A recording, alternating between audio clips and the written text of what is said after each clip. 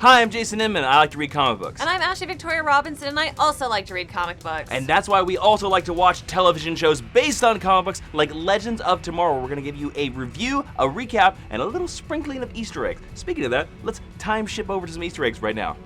One of the major Easter eggs of the episode was that the Time Masters mentioned that Thanagar was going to invade Earth. Of course, the Thanagarians are the alien race that the Hawkman characters and Hawkworld characters are based around. Also in the Star Labs flashbacks, we got to see the time bubble that was built in the first season of The Flash, something that we haven't seen since the Flash Season 1 finale. Now let's hop into a breakdown of this episode. So this episode starts in Vanishing Point. The whole team is in prison there. And of course, the Time Masters prove to Rip Hunter that they can see throughout time, the beginning and the end, because of something called the Oculus Rift, while at the same time Rory is being turned back into Kronos. The Time Masters prove to Rip that unless Vandal Savage is in charge of Earth, the Thanagarians will destroy everything about there, which I thought was a nice little reference back to the Thanagarians of the Hawkworld DC Comics. It is revealed that Sarah and Leonard Snart have stowed away in Han Solo-esque style aboard the Wave Rider. They emerge together, they have a little scene, and then the phone rings and interrupts some of their discourse. And it turns out that Gideon is on the other side, and not only is she alive in as much as she can be, but she gives them a plan. And that plan is that if they blow up all the other time ships around them, they'll be able to escape and save the rest of the team.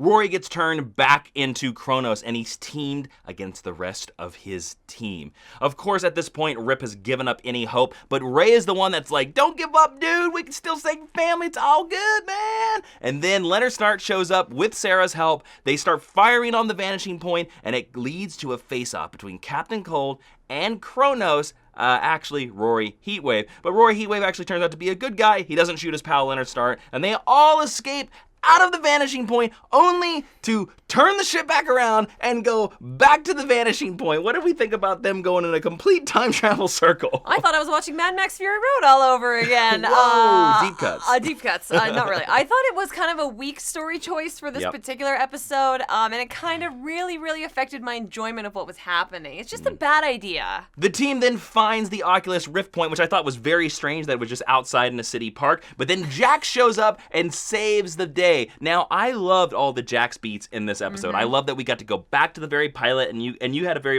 we gotta go save the team, Marty. I mean, he's even called Martin, for God's sake. How is that joke not made? A very cool Back to the Future moment of Jax, and I like that we get to learn that basically Victor Garber has had to shut up about this moment for the entire season. I thought it was well played, and I think the actor Jax, the actor who's playing Jax Jefferson, has greatly improved over this season. I thought he was really strong in this episode. Yeah, he's grown a lot the way Stephen Amell did over the first season of Arrow, and I also think that learning that he met up with Martin Stein and that Martin has had to shut up about this entire time. Keep it quiet, yeah. Really adds a depth to the character, like when we learned that Mick was actually Kronos. Yeah.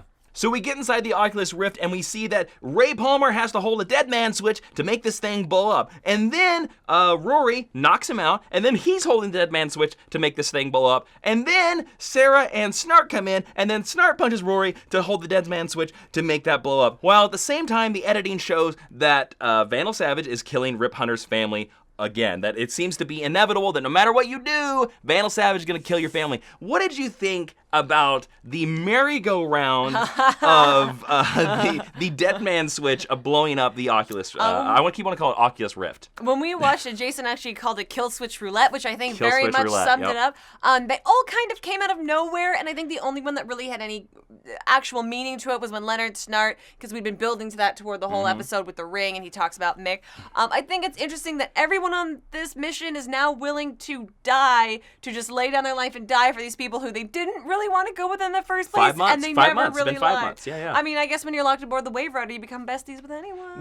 How do you feel that Captain Cold is dead? I think it does make the death kind of matter that it's Captain Cold. Yeah. I kind of, to be honest with you, wish it was Ray. It actually makes me a lot less interested in the show because Captain Cold is one of my favorite characters. Yeah, you could have killed Ray Palmer. That would have been fine by me. And I'm sad that the Flash is going to lose such a cool villain. Well, he might not be dead. Time travel. I do know that Wentworth Miller has some other obligations elsewhere, but it makes me wonder. He's got to break out of some prisons. Makes me wonder if Heatwave's making it to the end of the season or not. Ooh, I think you're dead on. I don't think Heatwave's going to make it out of the season finale.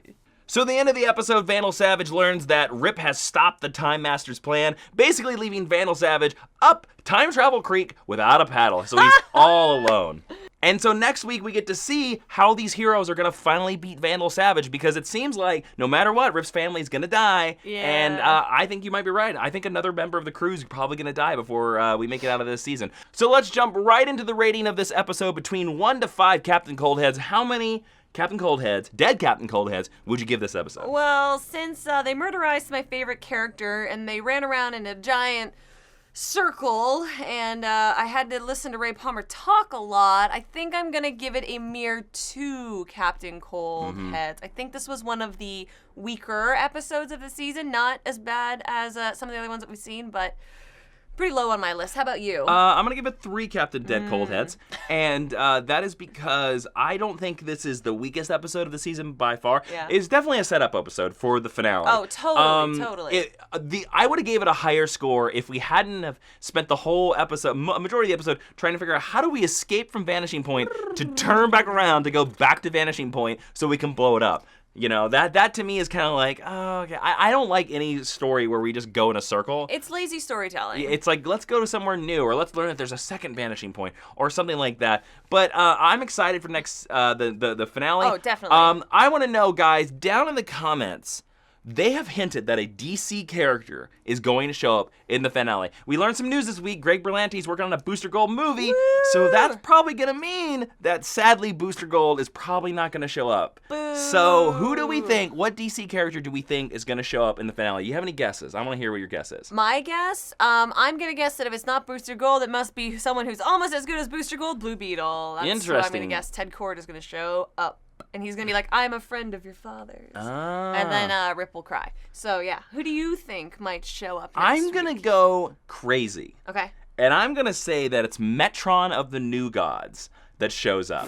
Metron in the Mobius chair. Well, not even the Mobius chair, but I think Metron's going to show up.